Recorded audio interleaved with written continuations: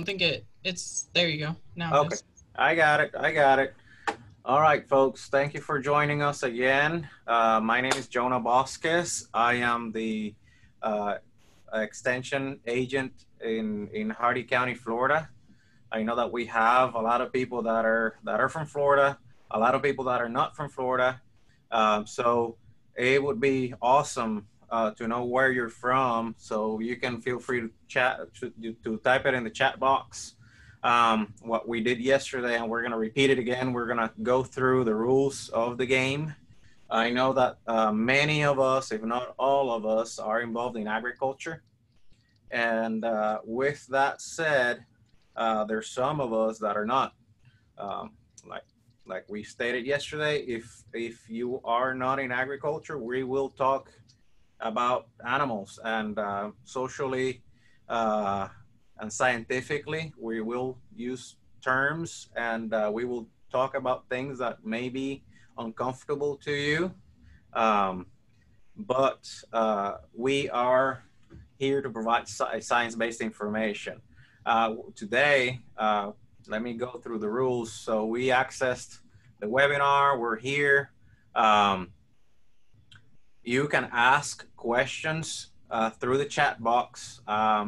Instead of unmuting yourself and using your mic, I want you to ask the questions through the chat box so we can have uh, more of a cohesive order of things and we don't get sidetracked.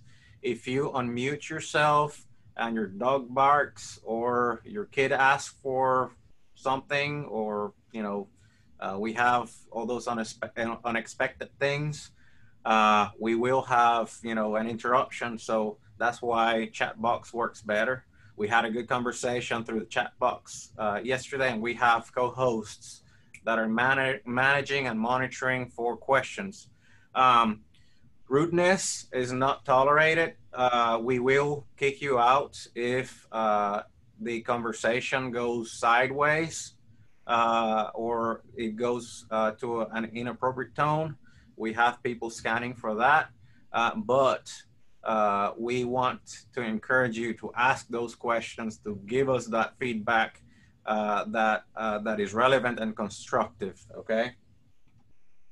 Um, so with that, there's all kinds of people in the world with different styles of doing things. So everybody's got an opinion. It's like a belly button. We're here to share our facts that are science-based, that are experiential facts. Um, so just try to be inclusive and think about what you can come out of this meeting with in terms of tools and experiences that you can apply in your operation or your case. Okay. At the end of this program, we're going to have an evaluation um, that we're going to share with you, the link for it, so you can give us that feedback that we need to make this program better. That's our pay. This is a service based on our mission to extend science and collaborate with you. But in order to progress from here on, we want to have your feedback. We want to have you fill that evaluation. Yesterday we had 55 people on the Zoom. We only had 9 evaluations. So we want to build that body of data that can help us build the next year's program and identify your individual needs. Uh, Maybe you're not in Florida, but maybe your experience and your feedback can help us with next year's program. This is the 7th program that we've done. We're around since 2012. CFLAG as a group has been a group of extension agents that has invested in education in livestock production in Florida for many years. And we want to keep it that way, so we want to be relevant. So this, if you have a pen and paper, this is the Eventbrite, the Qualtrics link to our evaluation. If you are on a computer and you have a smartphone, you can snap a picture of that QR code and it'll take you to the website. But if you want to type it in, that's a shortened link.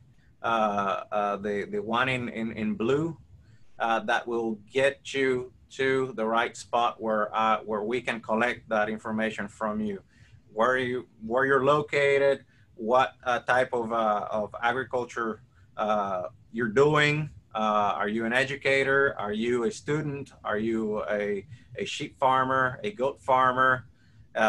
What practices you will implement or you're already doing, etc. Anyway, so there's, I think, 13 questions that are, you know, pretty easy to answer, and we want that feedback. So just promoting a path forward. That's what we want. So this is yesterday's session agenda, and yesterday's recordings are already on Facebook. They will be on YouTube. I didn't have time to work on it and put it on YouTube yesterday, but they will. But again, you can access it through our CFLAG Facebook page. Today, we're going to be talking about conservation practices for small ruminant operations, and then we're going to have another talk of regarding sire selection. Right now, Francisco Rivera was the one that was going to open up. He's having some computer issues. Laura, are you ready to do your presentation first? And she said yes, or she said no, I don't know. Sorry, I was muted. Okay. Let me try. Okay. Anyway, we have time because we have Kaylin Taylor that's going to talk about what we do as CFLAG agents and the counties that we serve, so people have a little bit more context of who we are. So we're going to start with that, and then we're going to go into the meat of the program. And hopefully by then Francisco can do his thing. You mean to unshare? Yes, please. That was rude. I'm just kidding. Yeah.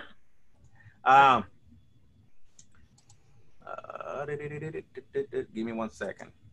We got issues here. All right, so we should be back.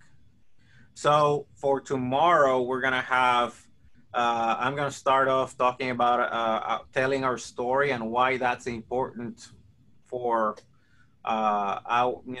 just for people to know who you are, what you do, and then avoid social issues regarding to the lack of understanding in animal welfare.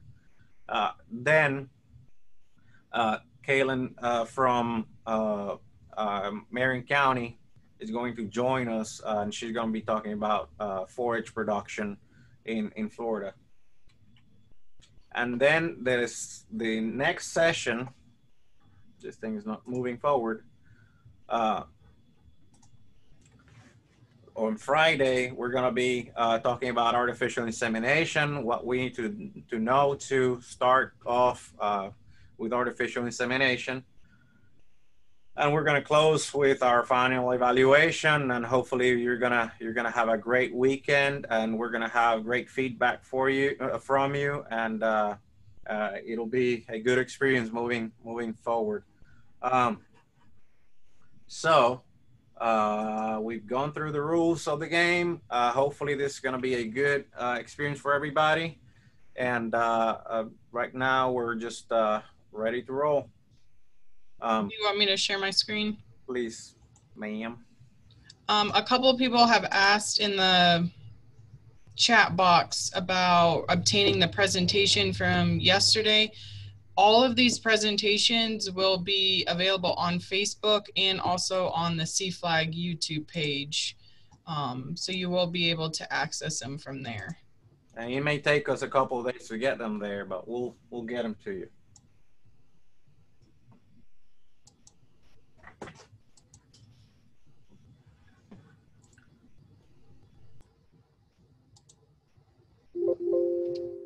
All right, can you see my screen?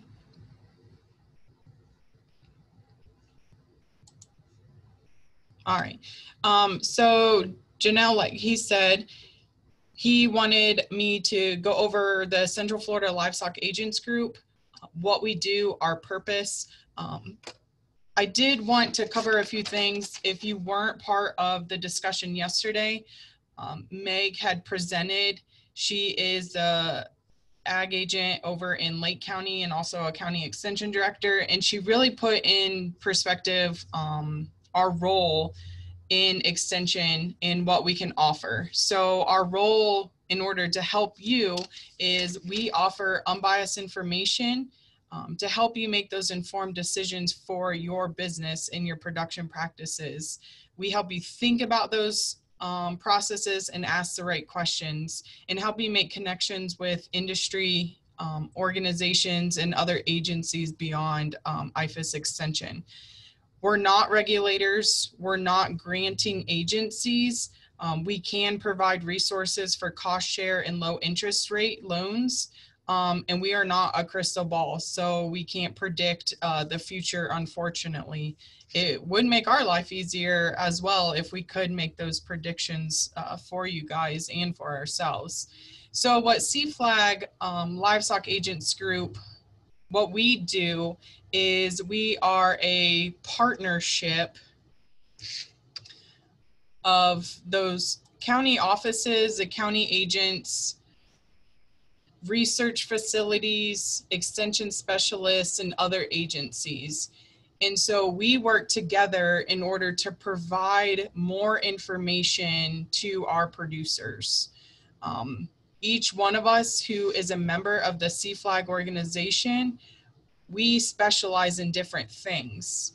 And so instead of being the jack of all trades, masters of none, we form this group in order to help each other out and provide more resources and webinars, workshops, field days to our clients within our county. So it just opens the door of offering more opportunities.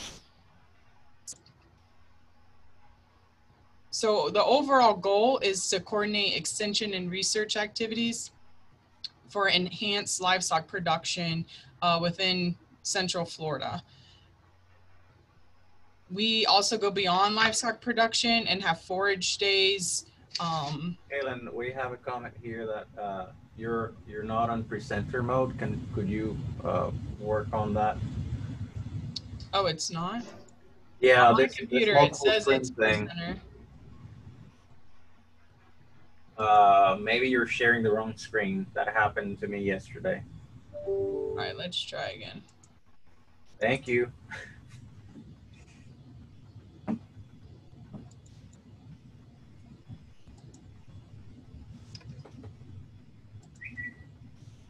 There we go. Makes it challenging when you have more than one screen. That's cool. Yeah. And the goal is to provide the farmers, ranchers, and producers with the research-based knowledge that's gathered from the university and how to use that research-based knowledge. Different events. The organization hosts a number of events throughout the year. There's the beef management course, the Spring Ranchers Forum, Equine Institute, beef cattle reproductive management schools, this small ruminant production conference. There's a series Ask the Expert with different topics. And recently there was a Florida meat production question and answer because we saw as a group within our counties, a lot of people were asking during this time, how do I buy meat from local producers? And local producers were wondering, how do I sell meat to local consumers? So to meet that need, this Q&A session was created. And that's just a conversation between our organization back and forth and learning from each other and feeding off of each other. There's many avenues in order to gather information from what CFLAG is doing. We have a Facebook page. It's at UFIFAS CFLAG.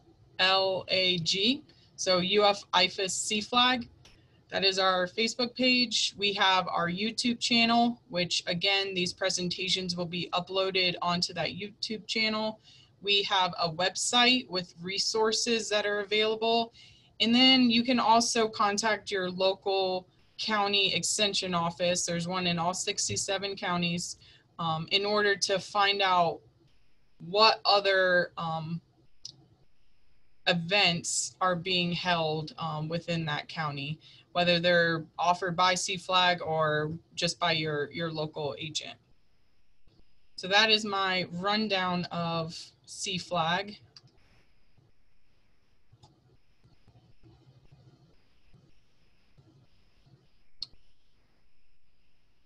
See if there's any questions.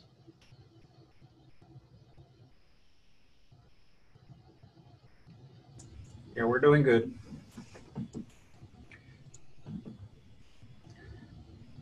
So now we're gonna go ahead and start our presentation schedule. Laura Bennett, she is gonna be next on the program. She is our counterpart in the western side of our area. She covers Pasco, Hernando, and Sumter counties.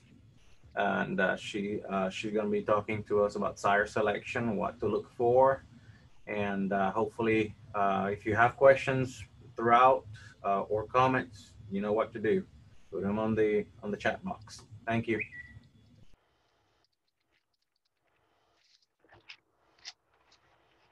And she's a pro on Facebook stuff. Sorry, on Zoom. Better than that. Not hardly. Is it showing correctly? Okay, good. All right. Thank you for joining us today. I got the topic of trying to share some insight with you about what to select for when you go to purchase a sire for your herd. And like I think it was Meg that said yesterday, while I'm not an expert on this, I do like this topic. Being a former livestock judging team member at the university, I enjoyed this, and so this was a little bit of a step outside of my comfort zone, but I'll admit I have learned quite a bit myself as I have prepared for this. So most of the concepts I'm going to share with you today really go across all of the livestock classes. So it's the same concept and principle applies to almost all of our breeding stock. This one. Well, let me go to the next one. Well, I can't get my slides to advance for some reason. Go to your other screen to advance your slides, or click on this one and then advance. Okay, I'll just tap my mouse. There we go. We got it. Yep, finally. There are many things to evaluate when you're trying to choose something for your herd, and it can get quite confusing. But just try to keep this general principle in mind that just because an animal is expensive does not necessarily mean it's valuable. And just because an animal is cheap doesn't mean that it's a value. So don't get too wrapped up in cost either direction as you're making a choice. We're going to go through some of those concepts next. So I've prioritized what is most important to get covered first before you go out and pick something for its genetic potential. Reproductive soundness is going to be priority number one. Your animals have to be able to reproduce, which makes total sense, before you even consider purchasing them. Also, structural soundness needs to be evaluated and in place before you go on to choose something that's going to fit for the genetics or the production that you're looking for your herd. So my take-home message for this portion would be, if you cannot get past step 1 and 2, make a U-turn before you go on to the genetic portion selection for your herd, because you cannot start out with something that's not going to remain in your herd, or is not going to be able to do the job that you want them to do once you purchase them. Okay, so let's talk about reproductive soundness. The best way to remove the mystery of whether your males are going to be reproductively sound is to get a breeding soundness exam done. And this would be a test that can be done through a large animal veterinarian. And I realize, and I know this is a struggle because sometimes it's hard to locate those veterinarians that are going to service livestock, much less service the small ruminants. It can be difficult, but it's well worth your effort to do that. The general health status of the animal you're purchasing is going to also be very important. And I went ahead and put that in reproductive soundness because a lot of times we think about reproductive diseases that you need to protect your herd from, but there are also some sexually transmitted, non-sexually transmitted diseases that can also create some abortion problems in your females. So biosecurity is very important. For that reason, it is not generally recommended to share rams or bucks. You want to do your best effort to keep your flock closed. And what that means is you're not having animals coming and going, and you're not going to introduce problems that can cause economic damage as well as damage to the life of your animals. Now, if you do choose to share the males, it's generally recommended that you perform another breeding soundness exam upon return and also quarantine that male for minimum 30 days because you want to make sure there's no health issues before you reintroduce him with the remaining portion of your females. Yeah, there's a comment here by Alexandra.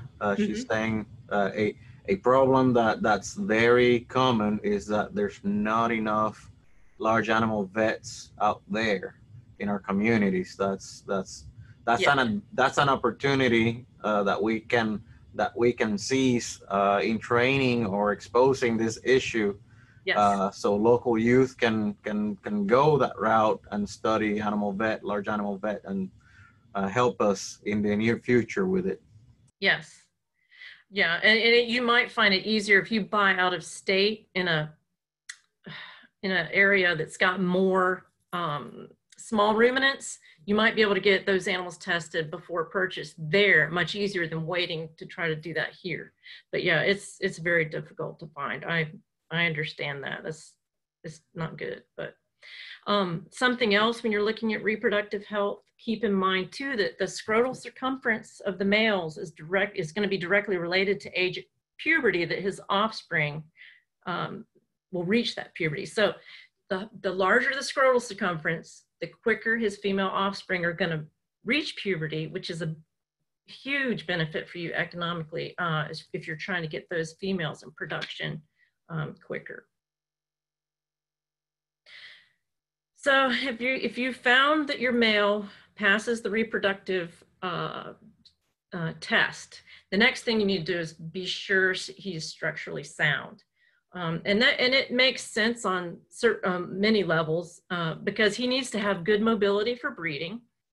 It's also going to determine the length of time he will be able to stay in your herd and his female offspring, because if he wears out or breaks down too soon, or even his females that you keep from him, they have to leave the herd quicker, and you've made a huge investment. You don't want that to happen. It's also necessary for animals to reach their full genetic potential. And also, unless it's an injury, those problems and structure are going to be passed along to his offspring, and it's going to set you off on a terrible base. And so you don't want to bring that into your herd. And these structure problems tend to compound each other as time goes on. So I want to share with you a very good website that I found on the University in Kentucky. And I have this on a resource list that I can share. The University of Kentucky has a really great interactive program that can train you how to evaluate structural soundness as well as muscle, volume and all the condition, body condition, I encourage you to check it out and train yourself somewhat on these topics. It's really great. So one of the things we want to look at when we're evaluating for structural soundness is our feet and toes. And as I can only imagine, because I've spoken with many producers, what a frustration the feet and toes can be in our small ruminants. But you want to make sure you start off with animals that have big feet and their toes are even. If you see a young kid or a lamb that have toes that are starting off on a bad note, or bad foot, I guess you could say, you just don't want to try to start out with something that's going to give you a headache from here on out. So same thing as with our male cattle. We want big feet. Also, a general idea to picture in your mind is having straight lines, and even being wide set is helpful as well. If you can see those joints are going to line up and not put undue stress in certain points over others. The animal that's pictured on the right, there's that bend in the knees, and every time you see that bend, it's going to cause stress in places that shouldn't have stress. And so you don't want any curvature that's out of place. And same goes with the animal listed as A. It's got good straight lines. B is toed out.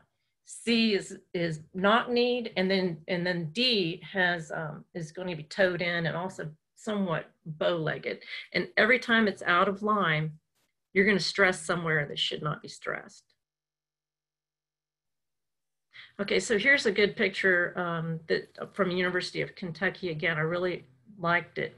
The male on the left has a good angle to his hock, not too much and not too little. So you got to have it just the right amount. The male on the right, there's too much angle in that hock. And if you can see, his pasterns to me appear to have a little bit too much flex in them. And it could be a product of that hock being too angular. So try to keep, everything, especially in hock angle, in moderation. Okay, so if you've gotten this far, you've gotten past the reproductive soundness, you've made it through structural soundness. Now, if you've not made that U-turn, it's time to evaluate for production potential. So you got two aspects of ways to determine production potential. You can use genotype and phenotype. So if we look at an animal and we visually estimate what his production is going to be, you're using his phenotype or physical characteristics. If you're going to select animals on pedigree, you're using his genotype. And so the best case scenario is to use both. You want to use his phenotype for sure, but also apply genotype. What does genetics say about him? What is his pedigree? And so genotype can also be looked at through terms of performance data as well, and perhaps expected progeny difference in sheep or breeding values in goats. And we're going to talk about that in a minute as well. But when you take an animal's genetics and you add in the role that environment plays, Florida, we're hot, we can get very wet, we have parasite loads, all those environment factors affect how well an animal's physical attributes are going to play out. And so we have to try to do our best to make the environment ideal so we can have perfect genetic expression of what that animal is capable of. So your job as a livestock producer is to manage your herd so they can fully express their genetic potential.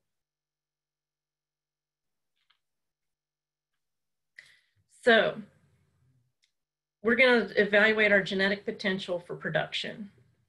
First, we're going to look at reproduction is very important. Now, we're not talking about are they capable of reproduction. We've already ruled yes or no for that. Now what we're talking about is how well are they going to reproduce? And the biggest thing for reproduction in our small ruminants is whether they're going to be a single birth or if they're going to be multiparous and have 2 or 3 offspring at a time. The second aspect that we look for in our small ruminants is going to be growth if we're meat producers, or milk if we're in the dairy business. So a doe or ewe's reproductive performance is most important factor for economic viability. So if they are multiparous, that is going to be one of the key things you want to pick for, not only just in your does and their offspring that you might keep, but also the males that you might bring in. Look for ones that have that genetic propensity to have multiparous offspring. So he is going to, when you select a male for your herd, he is going to give genetic capability to his female offspring to be multiparous or not. So you want to always try to keep that in mind when you're selecting for replacements for your sires. Okay, so choosing for reproduction is you want to select breeding stock that are, like I had mentioned, that were born from a multiparous birth situation. This can contradict our selection for growth, because at weaning, who tends to be the smallest kids or lambs? Probably, most likely, the ones that are from a twin situation as opposed to a single birth. But when you go to select for replacements, your mind says, I'm picking the bigger. And so you need to kind of make sure you're keeping record of, okay, which one came from what, because you may not get the full picture of what you're selecting for. For Florida, with our limited inputs that we have here in our poor soil, sometimes moderate frame is going to be better. So I think that's going to be something we need to just keep in mind. It makes it a little bit tricky sometimes selecting. Okay, so if you're keeping replacement females, that buck or ram is going to account for around 90% of your herd genetics in around 2 generations.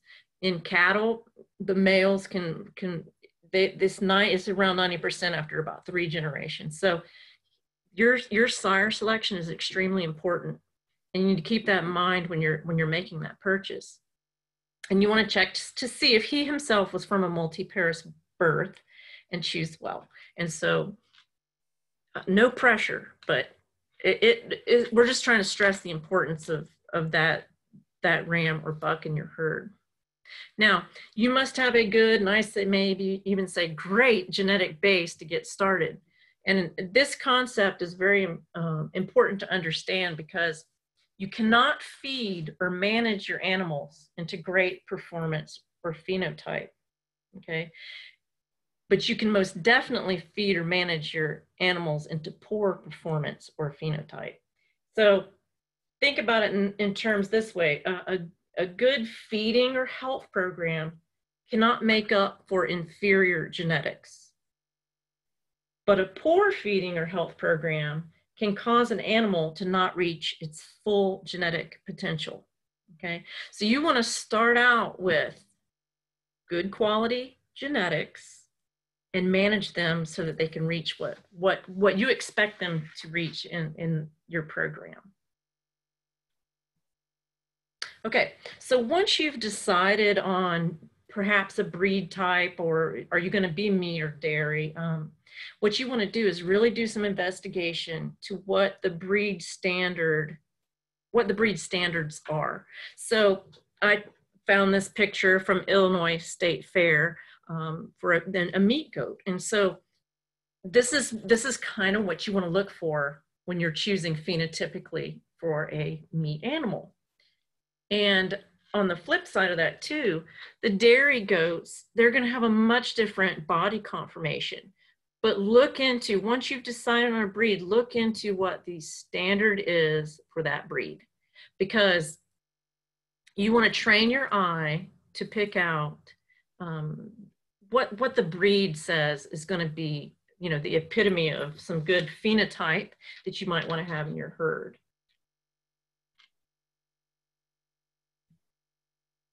And also Well, I consider, see a hand raised. yes. XT17102 has got a raised hand. I don't know if that's on purpose, that wants to ask a question. I asked if they could put the question in the chat box. Okay, awesome. All right, please continue. Okay. So consider crossbreeding, and if you're wanting to produce seed stock and produce purebreds, that would be one path you go down. If you're not interested in producing purebred, consider crossbreeding, because you can increase fertility of offspring, you can increase lambing and kidding rate, you can increase lamb and kid survival rate because of the hybrid vigor. So that's another consideration you want to keep in mind when choosing a sire, because you might want to bring in some genetics to help you accomplish that. Okay, so what are some tools that are available to you as a producer? The goat producers are really working on, and sheep too, they have breeding values that are available now. The sheep still have some expected progeny differences you can look at. Those are going to be on a purebred basis for purebred herds, and also just general performance records. You can keep them on your own and not go into the breeding values if you don't want to. But I would, when I'm going to purchase an animal, I would ask the breeder for some performance records. They should be able to provide that information bare minimum. But I'm going to talk to you a little bit about some of those options here in a minute. So what you need to do is evaluate where you currently are and where you want to go. So you need to decide, hey, you know what, first thing I'm going to accomplish, I'm going to try to get the genetics of my herd so that we're having twins more frequently than we are now. So maybe that's the one trait you want to start on first, because that's going to show your biggest gain. Then after you get that squared away, then you say, well, next I'm going to start working on weaning weight, or maybe I want to select for how long, if I'm dairy, I might want to keep my goats in lactation longer. So I'll pick females from the females that stay in lactation the longest. So don't try to do or select for too many traits at one time, because sometimes you're selecting for one, it might damage another one, and it'll just muddy the water. So always try to start out simple and then go from there. So if you're producing dairy, the American Dairy Goat Association is participating with the Dairy Herd Improvement Association. So it's goat and cattle. And there are links on their website where you can participate in that dairy herd improvement. Now, this may be hard to do because you would have to measure milk quantities and things like that to input into the database. But if on your own you want to keep performance records, you know, you could keep things like birth weight. What did the offspring come from? Were they multiparous or single? Days that the doe stays in lactation, maybe foot health records, and then perhaps parasite parameters. If you have the ability to do fecal counts at weaning, that could be a marketing tool for you to say, well, these several goats, and if it's lambs and meat, you know, their fecal counts are very low and have stayed low the entire time. You know, that's of high interest to a lot of people now because of all the resistance. So the Goat Herd Improvement Program, they've got spreadsheets that are on Excel that you can keep your data for your herd. And you could make a spreadsheet yourself, or you could get access to theirs. And now I try to do some research to find out about this, and you would probably have to do a little bit more, but according to the American Goat Federation, you have access to these spreadsheets for free with the $30 membership. Now, you're gonna have to double check on that, but when I looked, that's what I found. Now, you could set this up for yourself if you wanted to keep in-house records, or you could join an association.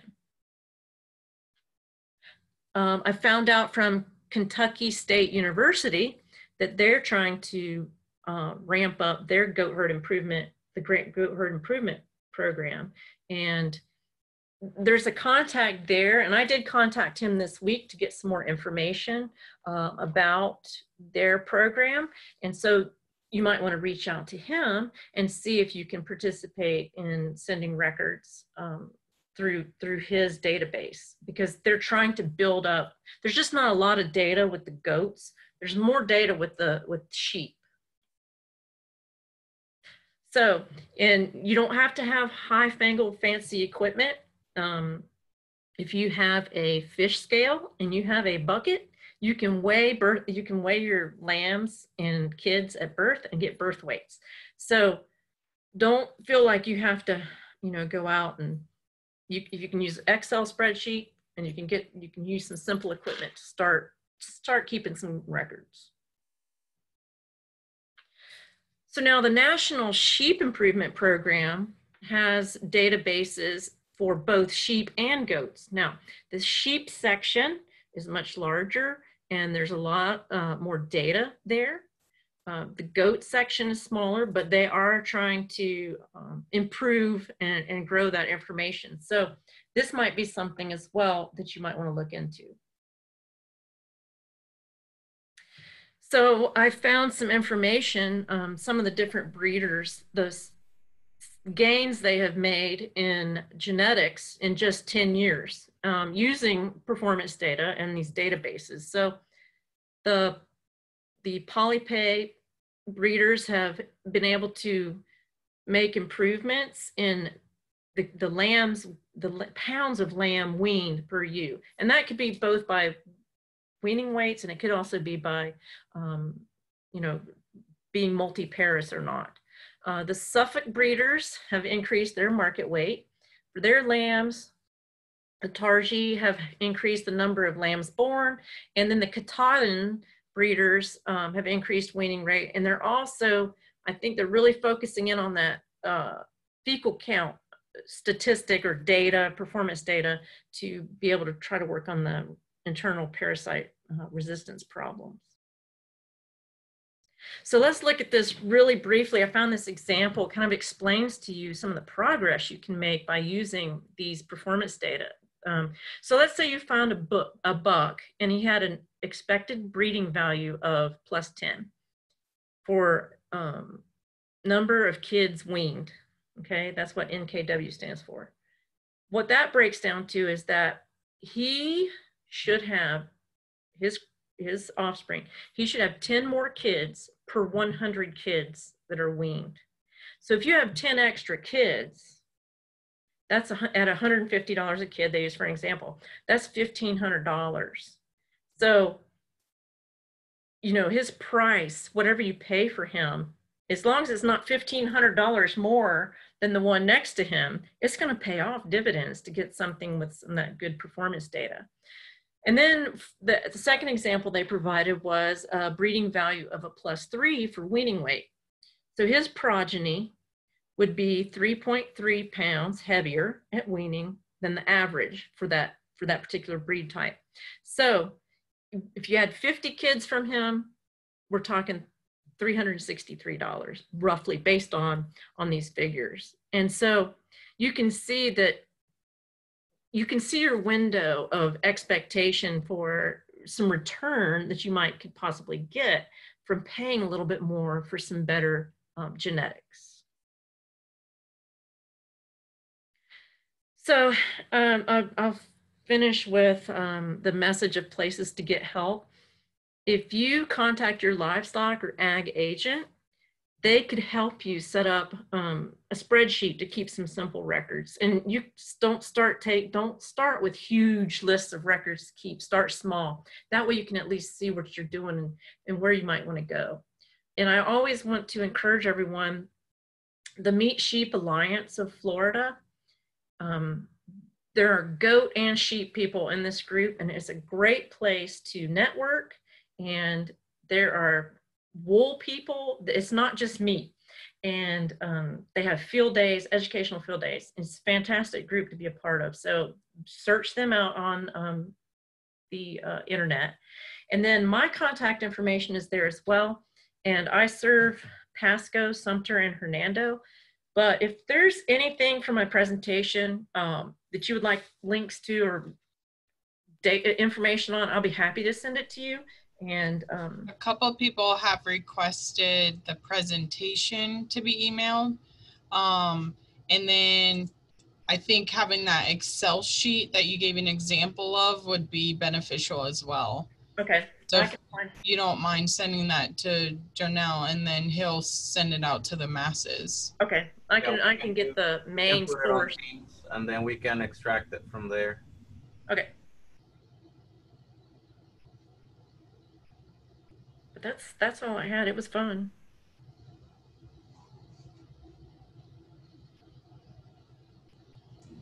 If there's anybody from Canada, Shirley, that would be the place to go. I have no idea on groups recommended in Canada.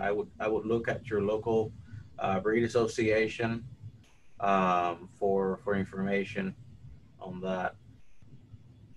And you know, again, this was a program made for Florida, and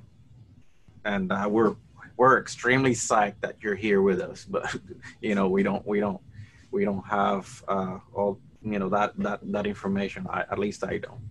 But somebody in the group might. So if you have it, you can share that with you. Someone had mentioned that they are part of DHIA, and being on a milk test has certainly improved our sales of breeding bucks. So that's something to definitely look into. Someone asked, what are the most popular meat goat crosses for hybrid vigor?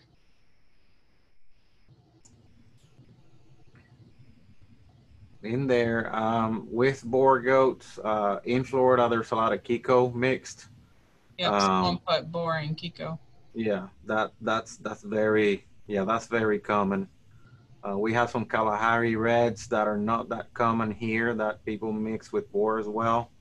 But the majority of the hybrid vigor comes from the Kiko, Spanish, and boar goats.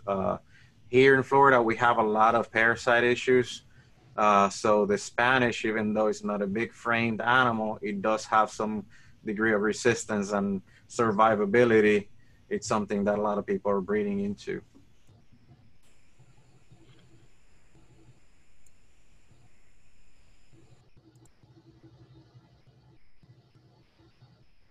The other question is the most popular dairy goats. Are you referring in Florida or outside Florida? We don't know. But Laura, can you elaborate on that one? I'm trying to remember the dairy up there in Marion County that we did the field day with. Excuse me? Windmill Acres? Yes. What, I don't remember what breed he had. Well, they have Nubians and they have La Manchas. A lot of them, that's usually the top two. We have some Sannins, we have some Toggenburgs, but in Florida, it's gonna be that Nubian cross with something else. A lot of people down here are using producing miniature Nubians with that Nigerian dwarf mix, because they want a smaller framed animal that's tropically adapted as well. Also, Jonah, if they register on the American Dairy Association, they have different dairy animals that they can select the one that they prefer.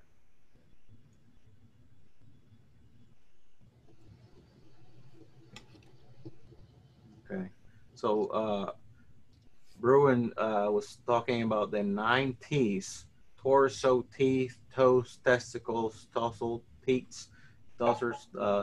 That's pretty good. That 9 T's, I hadn't read about it, but it's actually, you're looking at that composition of that animal from head to toe. So that's even adding, of course, temperament. That's a pretty good way to phenotypically evaluate an animal. That's pretty good.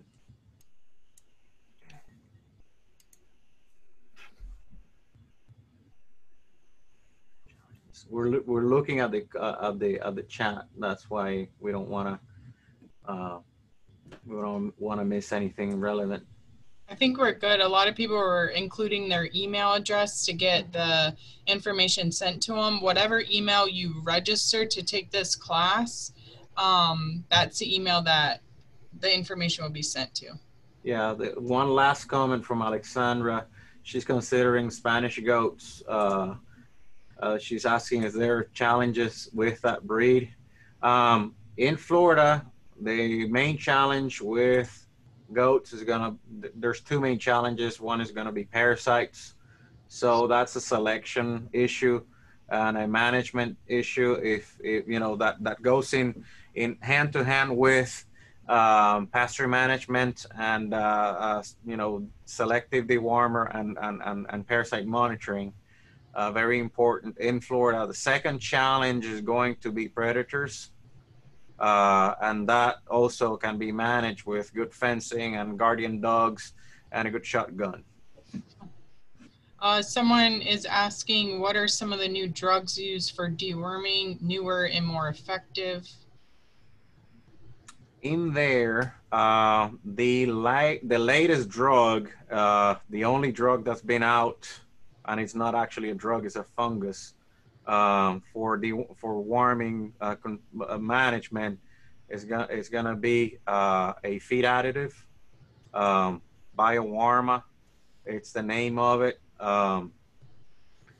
But it's a fungus that will eat the larvae of the barber pole worm once it's deposited in the feces.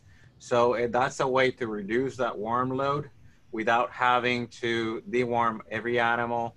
That does not substitute any of the effective, quote unquote, dewormers that we do have, which are not many. Right now, the parasite resistance issue hopefully will change with the miracle drug, but it's more of an issue of management and monitoring right now. For that fungi, the recommendation is to use it during the rainy season, the highly infected season, so you can reduce those infective larvae. Combine it with good sound pasture management decisions like rotation, you know, rest period, etc. And that's a way to retard our issue of parasite resistance. You know, right now there's not a whole lot that we can do in terms of a silver bullet, but it's a holistic deal. Someone had put, interesting to hear about parasite resistance in USA, similar resistance issues emerging in UK. Do many farmers do regular fecal worm egg counts to monitor worms? Any strategies to reduce resistance? Okay, so again, we're going out of topic, and that's kind of my passion. That's what I've been you know, teaching and preaching for a long time. So there's a fecal egg reduction test that it's recommended, especially when you have your kids and lambs that are in that vulnerable stage in life, 3 to 4 months old. We have to, you know, work with that fecal egg reduction test. So we can do it several times a year. There's it's a dewormer. I cannot remember the right term for it, but it's a test that you can test the effectiveness of your anti-helminthic or your dewormer drug. And we can send you some information. Personally, I can give you some information on how to accomplish those. It's a test basically that you incubate those parasites. Drench right, thank you, Megan.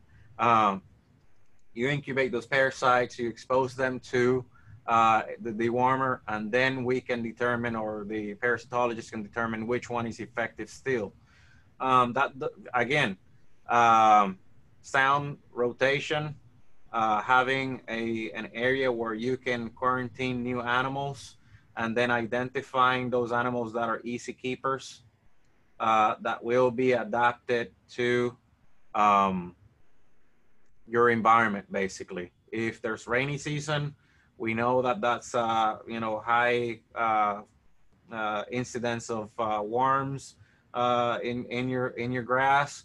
So then we would recommend you to go with a prophylactic way to cover your bases with, you know, sound rotation management, etc. You know, again, it's a big topic and it's an hour-long topic that we can discuss later. But thank you. Put it in the notes. Put it in the evaluation so we can cover it later. All right, Kaylin, take it away. I'm going to leave you guys because I have another meeting, but I will see you tomorrow. Okay. Thank you. All right, so Francisco is going to present on the conservation practices for small ruminant operations. Again, if you have any questions, put them in the chat box and we'll ask them as we go along. Make sure that they stay on topic. If you have anything that you have a dire need to have answered, just email Janelle and he'll be more than happy to answer that question for you or any of the presenters, just for the sake of time. All right, Francisco, if you want to go ahead and share your slides. All right.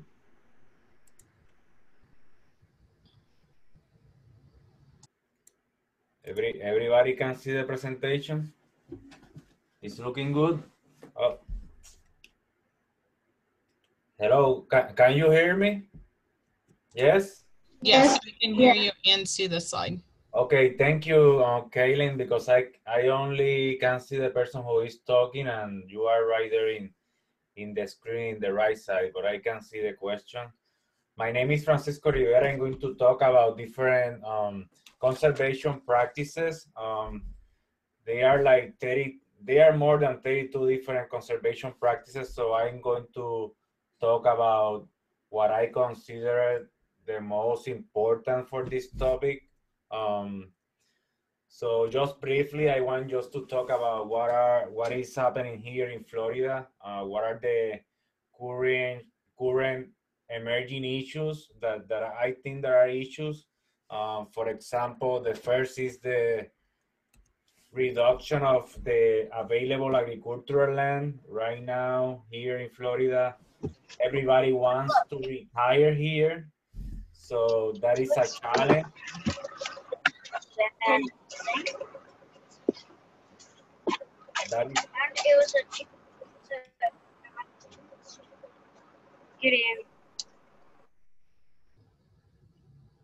You'll have to unmute yourself, Francisco. I had to mute everyone.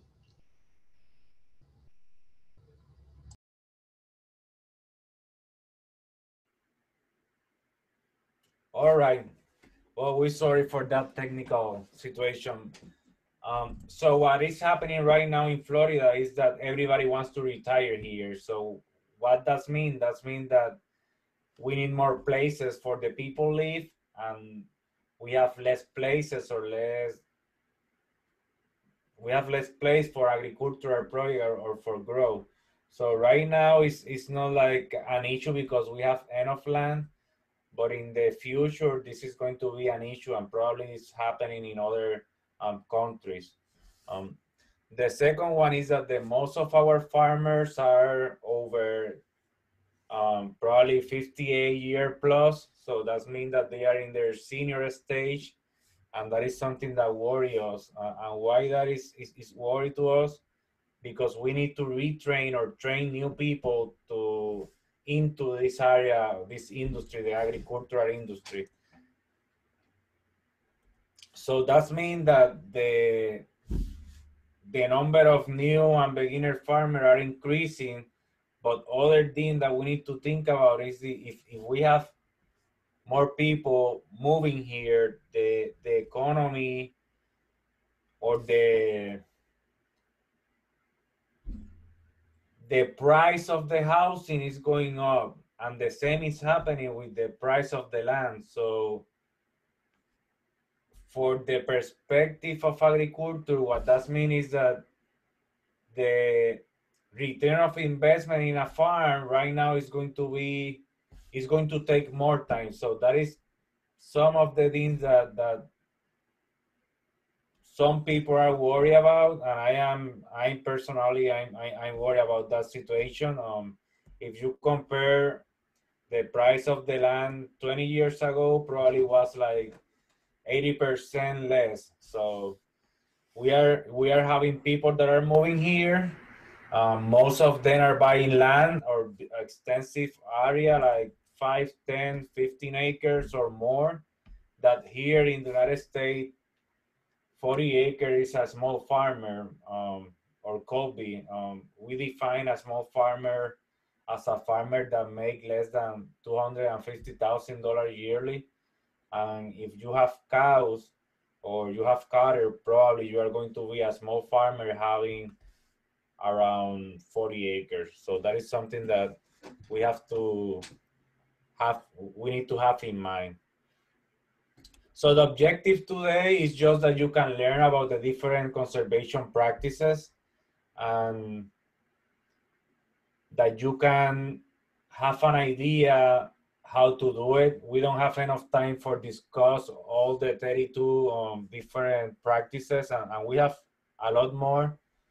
So I'm just going to mention a couple, and I hope that you can take the message and can learn on these different alternatives that we have.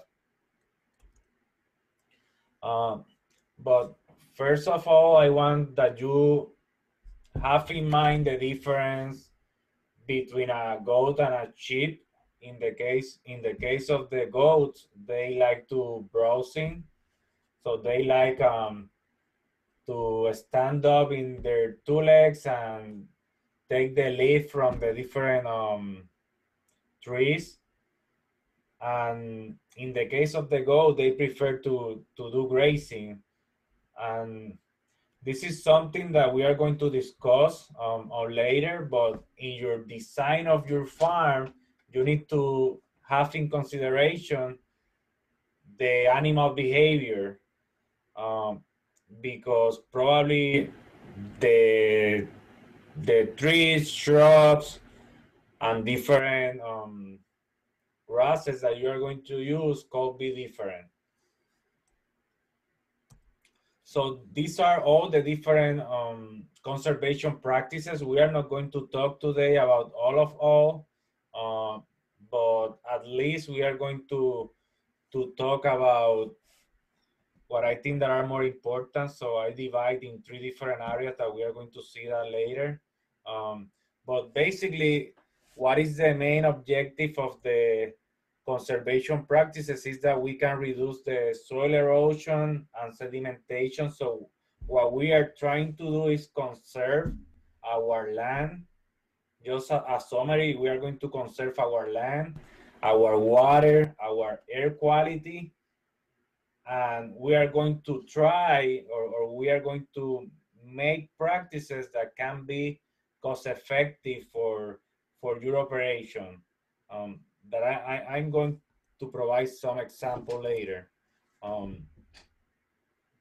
So you have here all the different benefit of do different conservation practices, and something that I missed was the improve of energy efficiency. So that is other thing that we can do it. Just remember that if we don't follow conservation practices, we can contaminate our land, we can contaminate our water bodies, and in Florida this is something really important, because if we don't have water that we can drink, that is essential for our for us and for the animals that we are growing. So the idea here is that you can, like, when you start your farming or making your plan, or if you are growing right now, is that you can think, okay, what I can do for conserve the natural resource or these all nutrients that I can have in my land. We are trying to avoid the erosion in our land. So what I did is that I divide in 3 areas of practice conservation. That is energy conservation, land conservation, and water quality. So I want that you think like the different steps that you need to follow. And we talked yesterday about business planning. And the first step is that you start planning. If you are buying a farm, if you are thinking if you want to grow goats or sheep, this is the time to reflect and think, okay, what I want to do it, what are the things that I need. Remember that we have extension offices in every county. We have an extension office in different counties, in the 67 counties. If you are in an state or a U.S. territory, you have an extension service. So when you have your plan, contact your extension agent because they can help you in your state with the specific conservation practices available. For today, I get these and I'm going to talk about different conservation practices, practice that we can do it. So remember to make your business plan if you don't have your business plan ready. Other thing that you need to consider here in the United States, that you need to register your land in farm service, and this is something that you are going to like. Why this is important? Because farm service agency have some funds available during the, farm service agency is like a umbrella from the USDA, and they have funds for some things that we are going to talk today, like infrastructure, fence, and different conservation practices. So it's a requirement to be in register. It's essential that you register your farm to the farm service, and then NRCS and other agency, like we said here in my district is Swissmont, that is our water district. So we have different water district in water companies by district here in Florida, and they have funds available for different practices. So in order for apply for that type of practices, you need to register. Remember that in this process, if you are a new or beginner farmer, you need to implement that plan. And when I say BP, I mean business planning. And on that time, there are some things that are going to work great and others that are not going to work. And that is okay, that is fine. Make mistake is part of the process, learning process. So you are going to verify that review of the things that you are doing. You are going to review your results. And after you review that result, you are going to reevaluate and then keep going and keep improving your operation. So that is the idea that I want that you have with this step that I create here. So I'm going to take an example of, this is a farm in Lutz. Lutz is in Hillsborough County. That is the county that I provide service to the farmers. And they have around 3.3 acres, 3.5. So when they start, you consider different, you consider that they have the 3 acres. So what I did is that I measured to have an idea. So I use a Google application here. So they have their house and then they have a pond close. So thinking about the pond, there are some practices that you can use there to avoid the leaching of different nutrients. And I'm going to provide different examples. You can use grasses, you can use legumes, you can use shrubs, you can use different type of trees. So that is one of the components that you need here.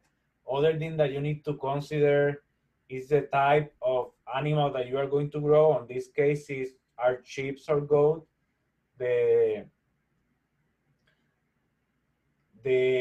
university recommendation is like one animal unit. One animal unit in Florida is around 1,000 pounds. So per animal unit, you can have around you need to have 2 acres per animal unit. So the question is now, how many animal units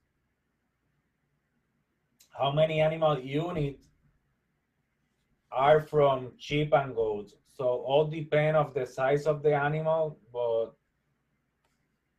we can like estimate that it's around 4 to 6 animals is one animal unit, maybe 8. So you need to take in consideration how many animal units you have in order to start your production, to start to planning your operation. You need to think about what type of goats you are going to have. If you are going to have dairy goats, meat goats, meat sheep, or dairy sheep. If in your operation you are going to process that milk, that probably most of the people don't process the milk here. They sell the milk for animal consumption. So that are the kind of things that you can evaluate in your plan before you start. So let's start about this farmer or emerging farmer, because he's starting his operation. He has solar panel. I think that is a good choice. Not everybody can afford solar panel starting their operation. So that is a good alternative that you can evaluate. Other alternatives that you can evaluate is have LED lights. LED light consumption is smaller. You can evaluate different type of dairy technology. You can evaluate the use of electric fence. And we are going to talk about that later. The type of pond that you are using is other thing that you have to think in mind. You have to think about. Another thing that I think that you need to think that I think that you should have in your mind is the infrastructure that you are going to use. In this case, this is an example of a manure storage facility that probably you don't need something as big like that. But remember that a manure storage facility is a way that you can use for reduce your cost of fertilization. So that's why this is a conservation practice. Remember that you need to have a floor that don't leach water. In this case, they are using concrete. You can use other type of wood. But remember, when you register your operation with the Farm Service Agency, sometimes they have different funds. If you have an issue like this, if you don't have a composting facility, they are going to have some funds for that. Some people need infrastructure for milking their goats and sheep. Others need a place that they can live there and protect their animals. So there are type of consideration that you need to have here. So other important consideration is the water for your animal. On this case, I'm asking now, I want to know, what do you think? What is better, the first one on the top or the second one on the bottom of the two water facilities? Somebody is answering in the chat, Kaylin? Not yet. Second. Someone had answered second. Do you know why? Someone had said, yeah, second one, the bottom one. Keeps it cool.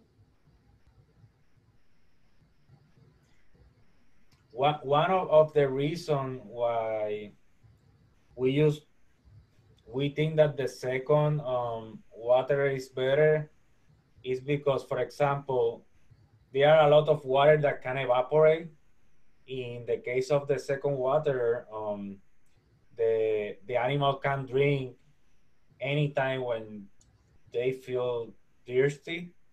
So that is really important. And these are like a small step that at the end are going to save you money in for example, if you have to water more often your pond or your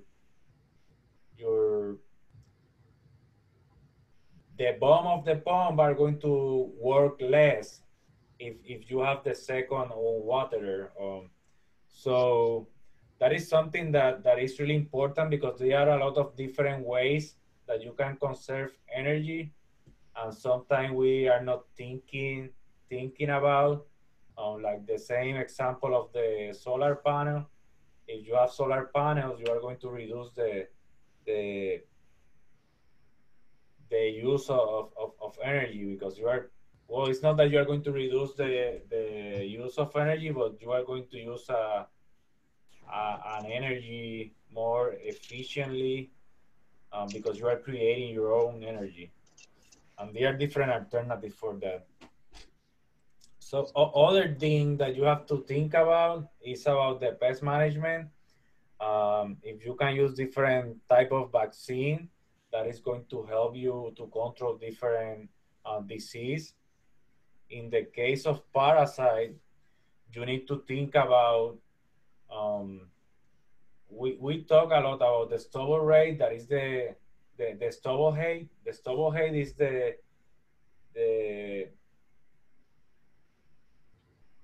cutting height of different pastures and grazing grasses or forage. In this case, we need to think about the eating behavior of the goats and sheep. They are very susceptible to parasite, and you need to watch the goats and the sheep that they don't eat below 5 inches, because that is going to increase the probabilities that sheep and goats acquire different parasites. So there are kind of the things that you need to think about. Other thing that you need to think about that we are going to talk later is about rotate that animals, because if you have a high stocking rate, the animal are going to eat faster the different pasture that you have there or grasses. And if they eat all that grass, can leave the grass in the dirt, that like they can leave that soil like without grass, so you can see the soil, the soil color, or that is going to change depending of the area that you are living. But that is another that is going to tell you as a farmer that you are overgrazing. So you need to make some division, and we call that rotational grazing. So that is something that you need to have in mind, because that causes erosion or leaching of nutrients to other areas, and including water bodies. So this is something that is really important, the nutrient management. And when we talk about nutrient management, we need to think in our animals about the food that we are providing to them, but at the same time, we need to think about the nutrients that are available on the soil. Here in Florida, we have the publication SL395, and we have another for other type of pastures. or grasses. And that soil test is specific for our soil condition. In the case of the Bahia pasture, it's important that you collect the soil and collect a tissue sampling, because how the plant absorbs the nutrients can change, and that's why we make the tissue sampling. For other pastures, you don't need to do the tissue sampling, but you have to do it for the Bahia grass.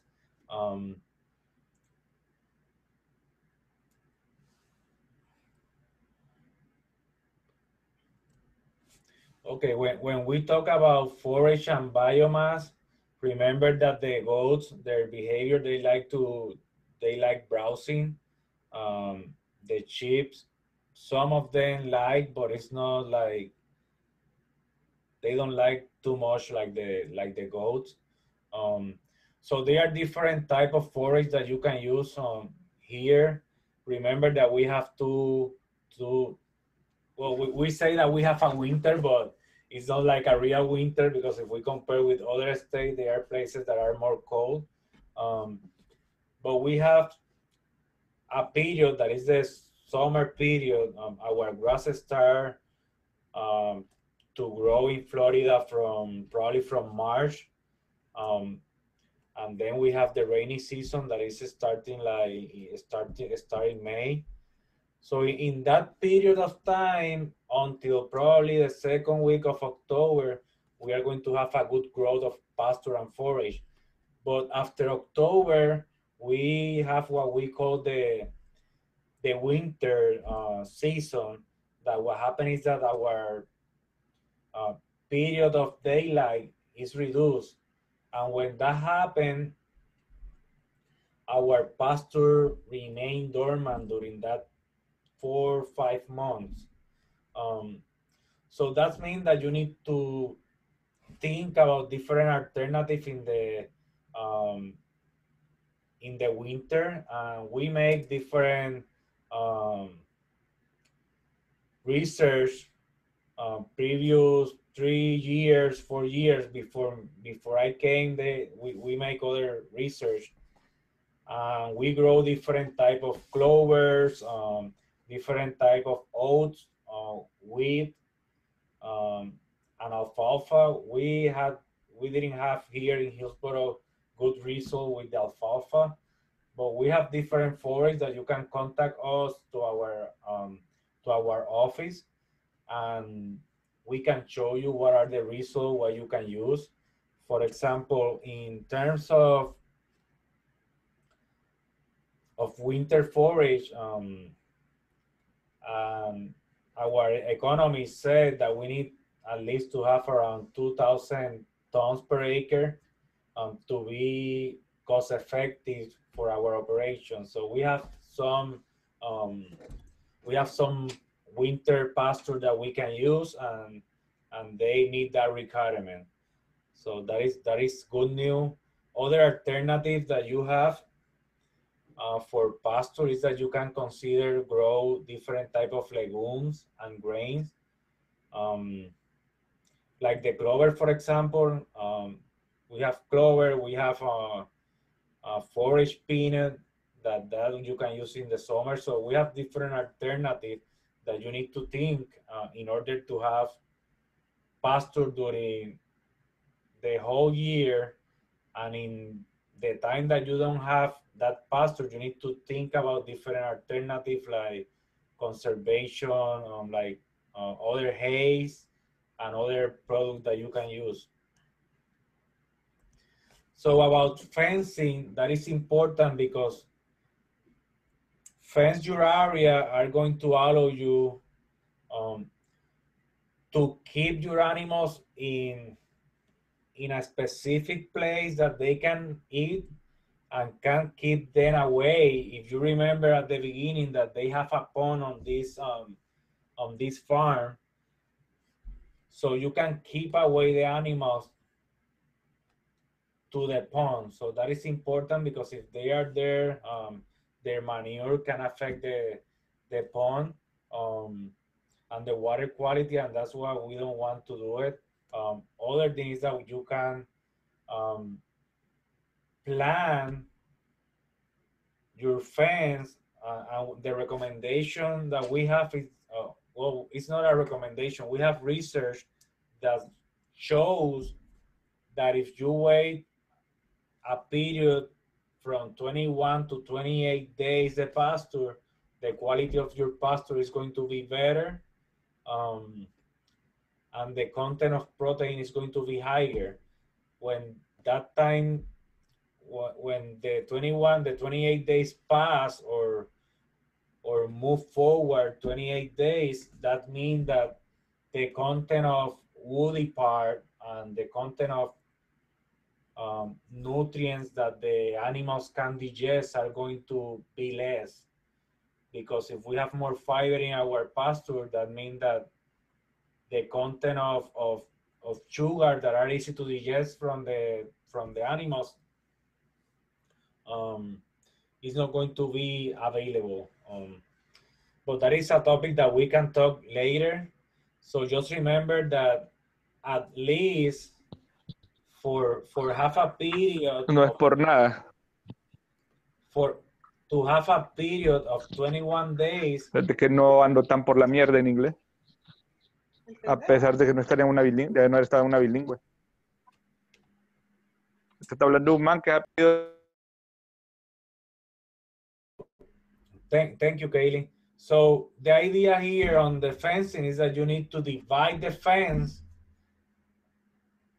in a way that you can rotate that animals in that area every 21 days. For example, if I have a big area, just remember about the animal unit. Every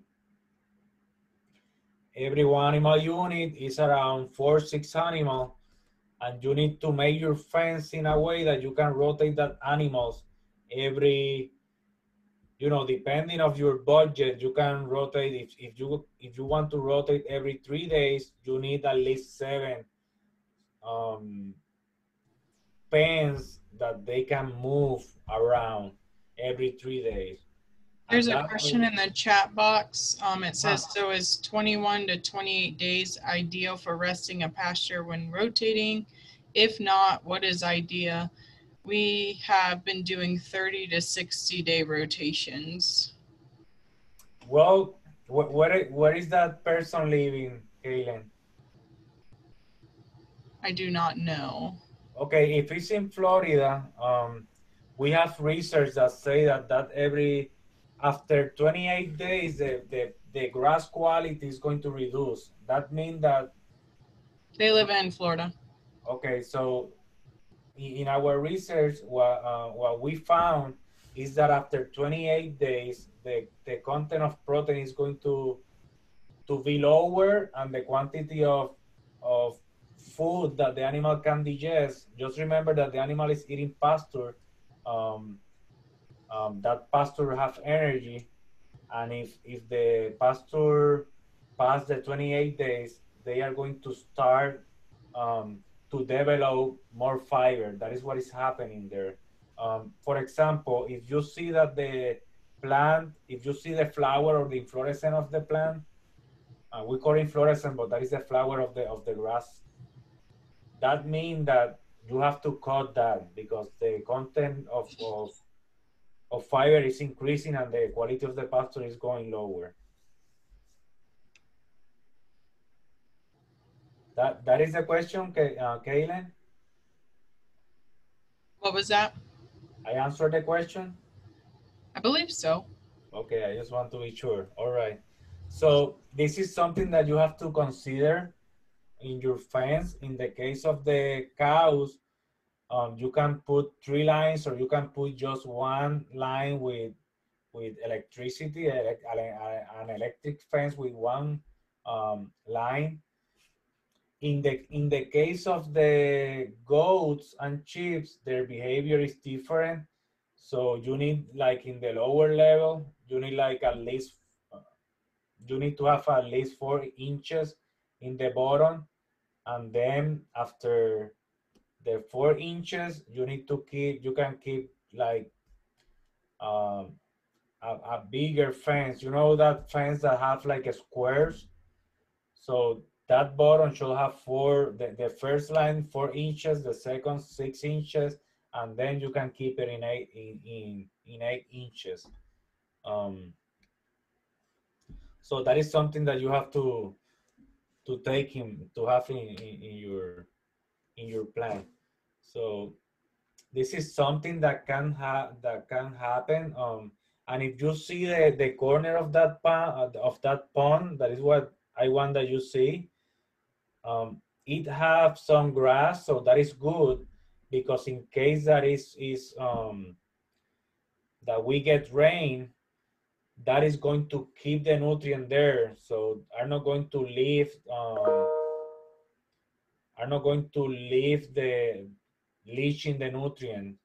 So don't worry about that. Sometimes people want to see the dirt, and if you leave the dirt, what that is going to cause is erosion. So just be aware about that, because at the end, what is going to happen is that the pond is going to be bigger and bigger, and you are going to lose some land. So this is other practice that I think that is very important for different reasons. We have here a fake winter. We have a fake winter, but we have extreme temperature for our goats and sheep, and extreme temperatures, high temperatures. You know, a hot weather. What that's make is that the animal have a stress when the weather is hotter. That means that the animal is going to eat less. So the windbreak help in different reasons. Help with the wind, help with the erosion, but at the same time, help for the frost. So in case that you have legumes, the frost or the cool weather can affect the production of the winter pasture or winter legume that you use, and can help to avoid that the animal feel stress for the weather. And another thing is that if the animal in the summer, they feel that they are hot, they can go to that area and they can take the shade of the trees, and that is going to help them to reduce their body temperature. So that is positive for the animal. So there are a lot of different good reasons to have some windbreak. Other thing about the windbreak or windbreak consideration is that you need to think about the space that you have, because some of these windbreak are trees that can grow until 600 feet tall. Some of them can be spread like 30 feet wide. So be careful about that, because if you are a small farmer, it's possible that not being an option. My suggestion is that contact your extension agent or your specialist in the country that you are, because they can show you what different options do you have,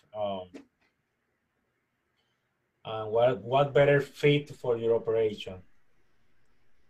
Another thing to remember for tree selection, in Florida, we have a lot of invasives, and invasives uproot easily. So the last thing you want is to have a bunch of invasive trees on your fence lines that can uproot during storms, hurricanes, and damage your fences. And thank you for providing that point, because we have a video in YouTube that you can find it that talk about the invasive species category 1, and we are going to upload this Friday the category 2 video of the invasive species in Florida. And that point is really important that you have in consideration. Okay, so this is what I did for you guys. What I did is that I condensed all the information, and the windbreak, they divide in two different categories that they call foundation species, and we call foundation partners. The foundation species are the trees most of the time, so they grow probably over 60 feet tall, and they can, some of them, they can have 600 feet tall. But I really don't know how high is that because it's really high. So basically what I did, I provide you the common name and the scientific name, and that way people that are not from Florida, they can know how to find the specific tree or shrub. So you can see a list there. There are like nine different trees that you can use as a windbreak. And the foundation partners that you can, sometimes you can plant together with the foundation trees or plant. What I did is that I provided a list with the name too and the scientific name, so that way it's going to be easier for you find it.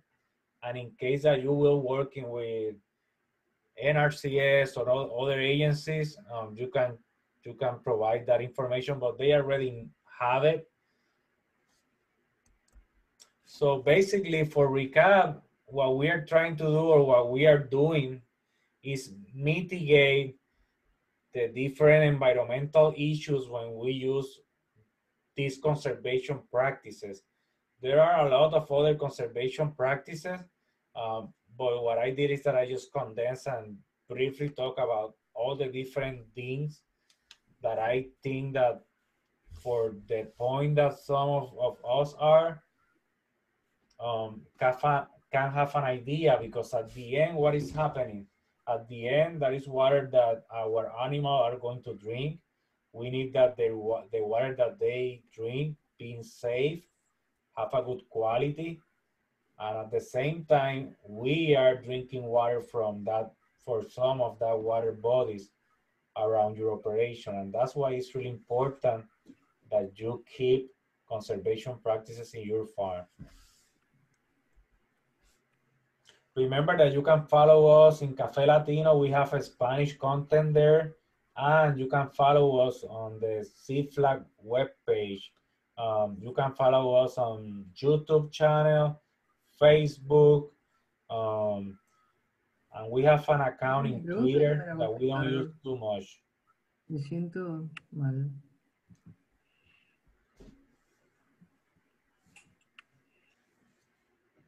Remember that we need that all of you fill the evaluation, because that way is how we create our educational programs and content based on the needs that we have in our state. In my case, I do my presentation based on the needs of my county.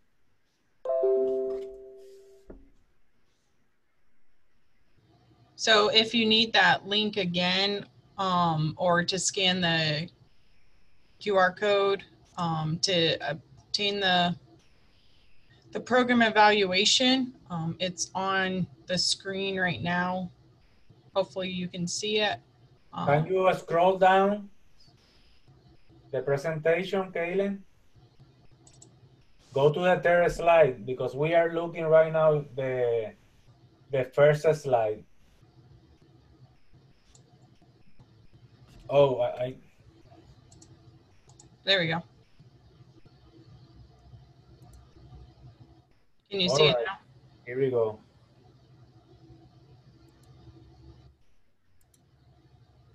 So I'm gonna check the chat box one more time. If you have any questions,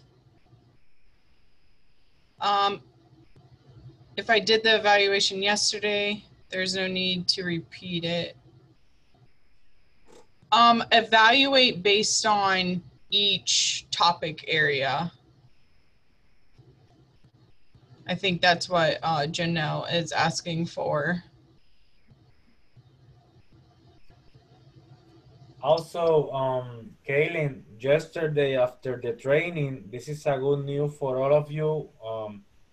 There is a probability that we bring a resource, a veterinarian, for talk about different specific disease from the Department of Agriculture. So I think that that was a great accomplished yesterday. They call us, so we are really happy for can increase the specific program for all of you.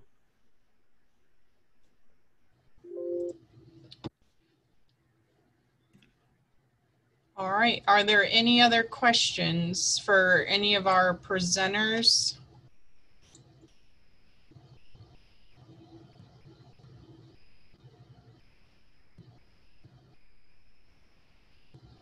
All right, seeing none, I hope that each and every one of you can join tomorrow's session.